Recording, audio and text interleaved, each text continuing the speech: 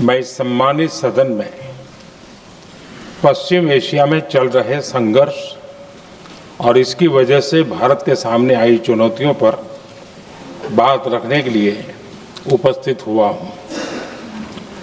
इस समय पश्चिमी एशिया की हालत चिंताजनक है।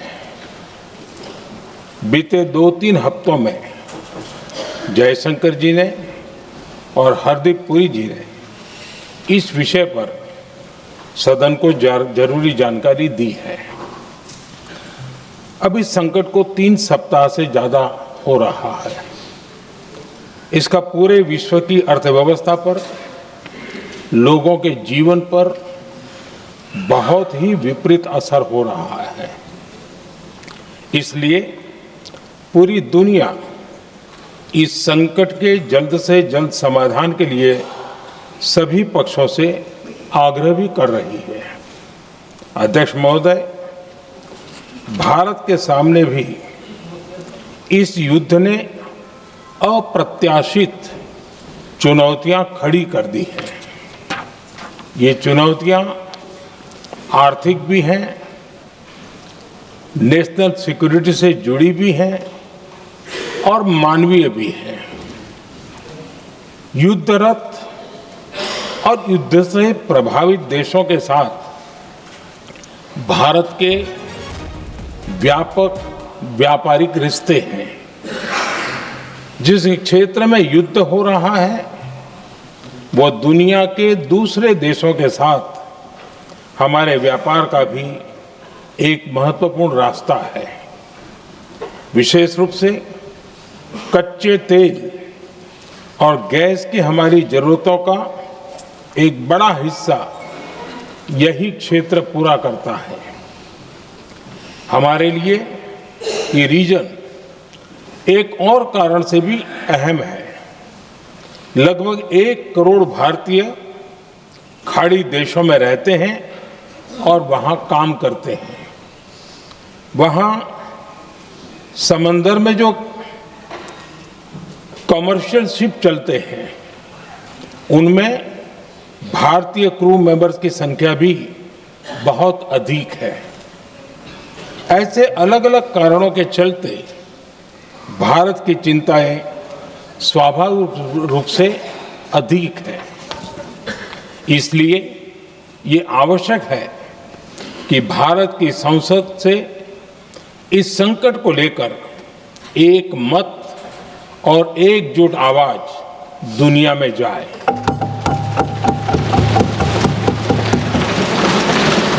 अध्यक्ष जी, जब से ये युद्ध शुरू हुआ है तब से ही प्रभावित देशों में हर भारतीय को जरूरी मदद दी जा रही है। मैंने खुद पश्चिम एशिया के ज्यादातर देशों के राष्ट्राध्यक्षों के साथ 2 राउंड फोन पर बात की है। सभी ने भारतीयों की सुरक्षा का पूरा आश्वासन दिया है। दुर्भाग्य से इस दौरान कुछ लोगों की दुखद मृत्यु हुई है और कुछ घायल हुए हैं। ऐसे मुश्किल हालात में परिवारजनों को आवश्यक मदद दी जा रही है। जो घायल है उनका बेहतर इलाज सुनिश्चित कराया जा रहा है।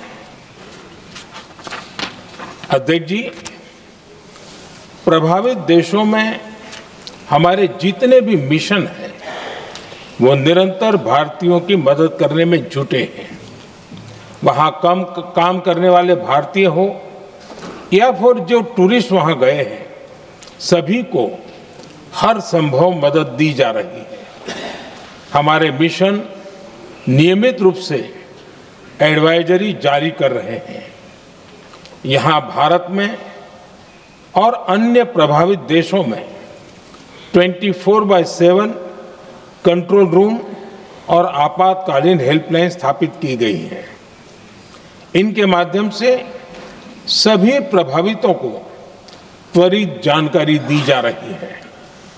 अध्यक्ष जी, संकट की स्थिति में देश विदेश में भारतीयों की सुरक्षा हमारी बहुत बड़ी प्राथमिकता रही है।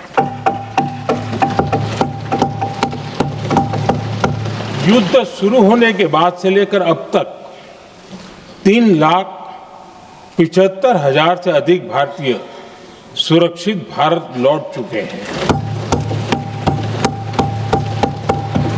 ईरान से ही अभी तक लगभग 1,000 भारतीय सुरक्षित वापस लौटे हैं। इनमें 700 से अधिक मेडिकल की पढ़ाई करने वाले युवा हैं। खाड़ी देशों में भारतीय स्कूलों में हजारों विद्यार्थी पढ़ते हैं। सीबीएसई ने ऐसे सभी भारतीय स्कूलों में होने वाली कक्षा 10वीं और 12वीं की निर्धारित परीक्षाओं को रद्द कर दिया है। इन बच्चों की पढ़ाई निर्बाध चलती रहे, इसके लिए सीबीएसई उचित कदम उठा रही है। यानी सरकार संवेदनशील भी है, सतर्क भी है और हर सहायता के लिए तत्पर भी है। माननीय अध्यक्ष जी, भारत में बड़ी मात्रा में कच्चा तेल, गैस और फर्टिलाइजर जैसी अनेक जरूरी चीजें हॉर्मुज स्ट्रेट के रास्ते से आती हैं। युद्ध के बाद से ही हॉर्मुज स्ट्रेट में जहाजों का आना जाना बहुत चुनौतीपूर्ण हो गया है। बावजूद इसके हमारी सरकार का ये प्रयास रहा है कि पेट्रोल, डीजल और गैस की सप्लाई बहुत ज्यादा प्रभावित न हो। देश के सामान्य परिवारों को परेशानी भी कम से कम हो, इस पर हमारा फोकस रहा है। हम सभी जानते हैं, देश अपनी जरूरत की 60% एलपीजी आयात करता है।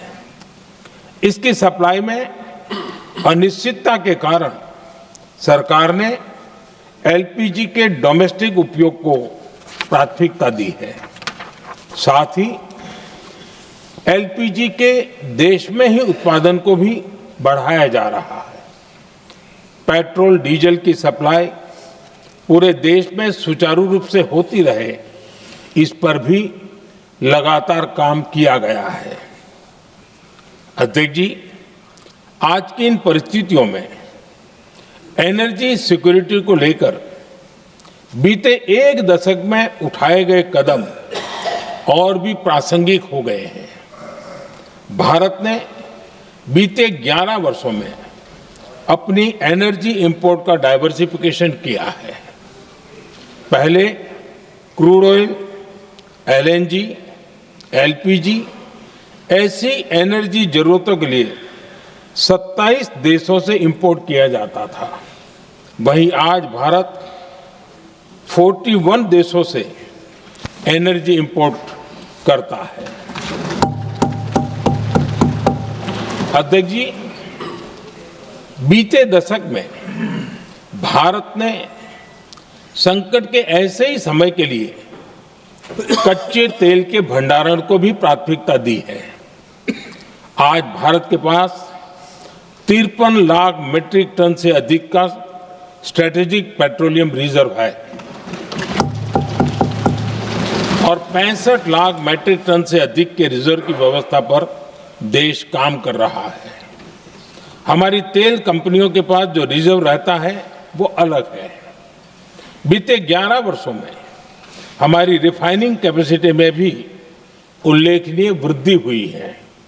अध्यक्ष जी, सरकार अलग अलग देशों के सप्लायर्स के साथ भी लगातार संपर्क में है। प्रयास ये है कि जहां से संभव हो वहां से तेल और गैस की सप्लाई होती रहे। भारत सरकार गल्फ और आसपास के शिपिंग रूट्स पर निरंतर नजर बनाए हुए है। हमारा प्रयास है कि तेल हो, गैस हो, फर्टिलाइजर हो, ऐसे हर जरूरी सामान से जुड़े जहाज भारत तक सुरक्षित पहुंचे। हम अपने सभी वैश्विक सहयोगियों के साथ निरंतर संवाद कर रहे हैं